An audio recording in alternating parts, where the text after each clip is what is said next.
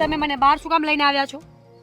તને ખબર જ હોવી જોઈએ ને કે તને બહાર શું કામ લઈને આવ્યો છું. ના, મને નથી ખબર. ફરી એકવાર રિપીટ કરશો? આ ઘરમાં તારું અને દામિની વહુનું આ બંનેનું વર્તન જોયું છે. શું કામ આવું કરો છો? તકલીફ શું છે તમને? તકલીફ તમને લોકોને છે, અમને નહીં. વર્તન, અમારા વર્તનથી આટલી બધી પ્રોબ્લેમ હોય ને આદિ, તો હું તો એમ કહું છું કે અલગ થઈ જવાય. અને એમ ના થાય ને તો અમને કાઢી મુકાય. કેવી વાત કરો છો? અલગ થઈ જવાય એટલે?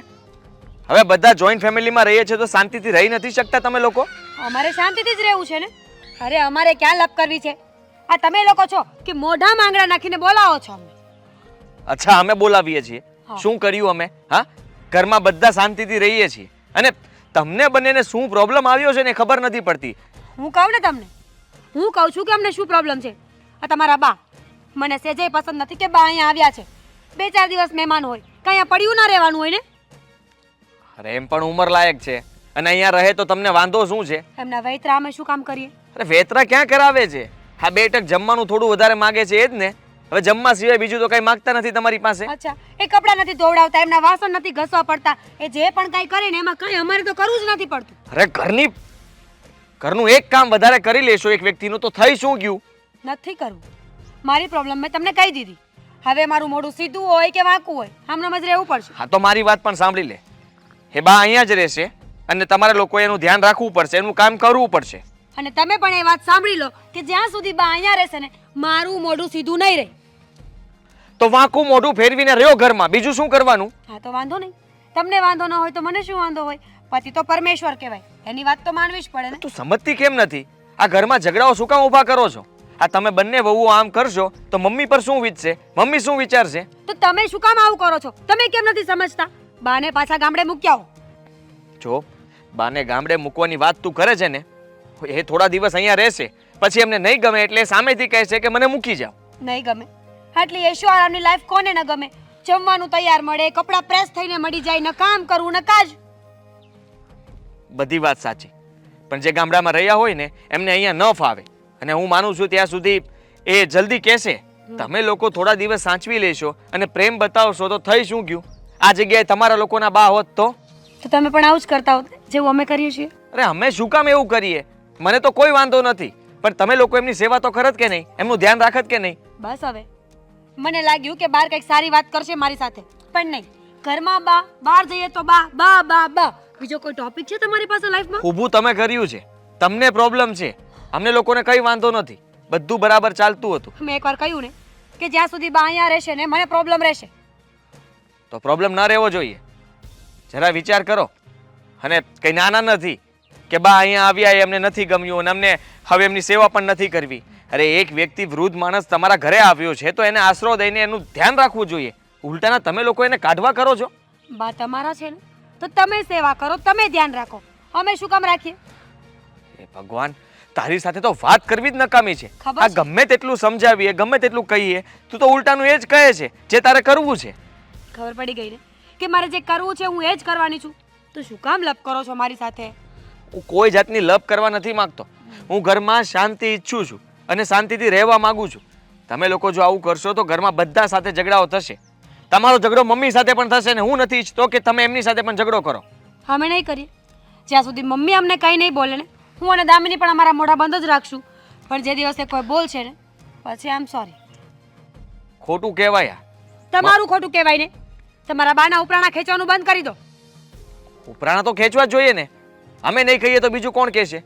અને એમ પણ હું કહું છું ને, સારું ચાલ, હું મમ્મી સાથે વાત કરીશ કે હા બા કેટલો સમય અહીંયા રોકાવાના છે અને જલ્દી બને તેમ અહીંયાથી જતા રહે તો વધારે સારું. આવું હું કહીશ, પણ ત્યાં સુધી તમે શાંતિથી અને પ્રેમથી રહી શકશો? હા. બસ હાથ સાંભળવું હતું મારે. અને હવે છે ને બીજી વાર આવી ભૂલ ન કરતા. આ હસતું મોઢું રાખજો પ્લીઝ. આટલું? હા એટલું. આનાથી વધારે રહીને તોય વાંધો નહીં. તમારું સીધું કરશો? જુઓ ને, આ બંને વહુઓને સમજાવીને થાકી, પણ બેમાંથી એક નથી થતી. બંને જણી બસ પોતાની મરજી જ ચલાવે છે. હા, કહું છું કે મારા બા કાયમ રહેશે. હવે બાનું કામ હોય કેટલું, અને કહ્યું કે હું કરી નાખીશ, છતાંય માનવા તૈયાર નથી. કહે છે કે તમારા બા ઘરમાં રહેશે તો તો અમે તમારા દીકરાઓને લઈને જુદા રહેવા જતા રહીશું. એટલે એને એ ભાન નહીં હોય કે આપણા સાસુ સસરા છે તો આપણા સસરાના બા તો નથી, પણ આપણા સાસુના બા છે એ આપણા બા જ કહેવાય. ગૌઠું માણસ છે એને ભાન નહીં હોય. અને લોકો તો છે ને ગઢિયા માણા હોય ને એની અનાથ આશ્રમમાં જઈને વૃદ્ધાશ્રમમાં જઈને સેવા કરે છે, તો આપણે તો અહીંયા સામે આવીને ગંગા આવી કહેવાય. પણ આ અત્યારના આ છોકરાઓને છે ને ભાન જ નથી. ગઢિયાની આપણે કેમ રિસ્પેક્ટ કરવી, કેમ એની સેવા કરવી, અને આપણે સેવા કરવી તો એને મેવાય મળે જ છે. આ સેવા કોઈ દિવસ એળે નથી જતી. એ તમે ને હું સમજીએ છીએ, પણ એ લોકોને કોણ સમજાવે કે માવતર એ માવતર કહેવાય. અને નાનપણમાં એ લોકોએ આપણું ધ્યાન રાખ્યું હોય તો ગળપણમાં એમનું ધ્યાન રાખવું એ આપણી ફરજમાં આવે છે. અરે ફરજમાં જ આવે ને. અને કોઈ નથી આ માનું કોઈ નથી. તમે બાવી રીતે રડો નહીં. હું બેઠો છું ને, હું તમારો દીકરો જ છું. તમારે સહેજ ઉપાધિ નથી કરવાની. હાટે મારે જો મારી બે વહુને ને મારા દીકરાને ઘરમાંથી કાઢી મૂકવા પડે છે ને તો હું કાઢી, બાકી તમને તો હું કોઈ દિવસ આ ઘરમાંથી નહીં કાઢું. નાના રસકુમાર, તમારી બે વહુને જરાય નથી ગમતું કે હું અહીં રહું, તો પછી મને ગામડે મૂકી જાવ ને. અરે બા, ગામડે તમારી કોણ દેખભાળ કરે? અત્યાર સુધી હું રહેતી જ હતી ને, હું રહીશ ત્યાં. પણ છે ને તમારા ઘરમાં મારે લીધે ઉપાધિ થાય, ડખા થાય ને એ મને ન ગમે. ના બા, તમે આમ ન કહો. હવે તમારી લીધે નથી થતા ડખા, આ તો એ લોકોનું ગેરસમજણ ને સમજણનો અભાવ છે ને એના કારણે આ બધા ડખા થાય છે. એ લોકોને ક્યાં ખબર છે કે ગમે એટલા પુણ્ય કરો ને પણ માવતરની સેવાથી મોટું કોઈ પુણ્ય નથી. અને એ પુણ્ય કમાવા લોકો તરસતા હોય છે ને આ લોકોને સામે ચાલીને મળ્યું છે તો કરવું નથી. મને તો વિચાર આવે છે કે આ બાની ઉંમર થઈ ગઈ અને એ એને રાખવા માગતી નથી, તો કાલ સવારે આપણે હોતે ના બા જેવડા થાવ તો અહીં આપણને ધક્કો મારીને બહાર કાઢશે. હા, આ તો બહાર કાઢે એવા જ છે. તમારી ને મારી શું સેવા કરવાના? અરે દીકરાઓ આદિ અને દેવાંગ એ લોકોને પણ વાત કરતાં બીક લાગે છે કે ન કરે નારાયણને બિચારા છોકરાઓ એ લોકો શું સમજાવશે. પણ મારું એવું માનવું છે કે એકવાર તમે આદિ અને દેવાંગને વાત કરો. જો હું આદિ અને દેવાંગને વાત કરી અને જો એ મારી વાત નહીં માને ને, કાં મારો હાથ ઉપડી જાય કાં હું એના ઘરમાંથી બહાર કાઢી મૂકી.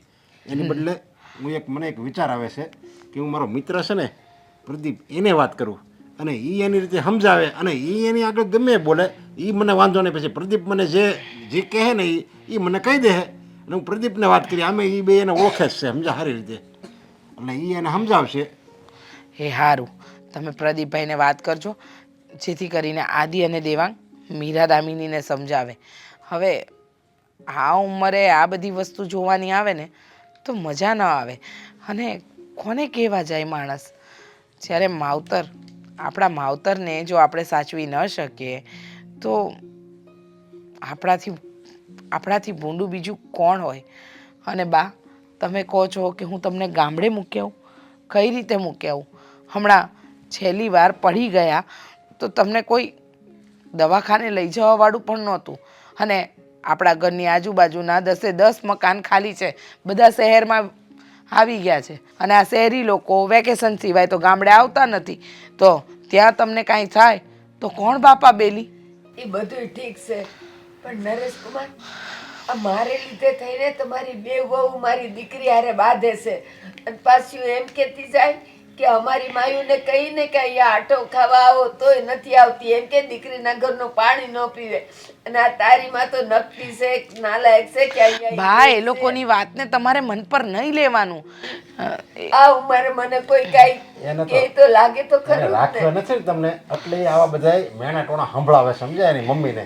પણ તું છે ને પહેલાં સમજાવજે, અને જો ન સમજે ને તો એને કંઈ કાન ખોલીને વાત સાંભળી લેજો. મારા બા આયા રહે, તમારે રહેવું હોય તો રહ્યો, નકર તમારા બાપની ઘરે વહી જાઓ.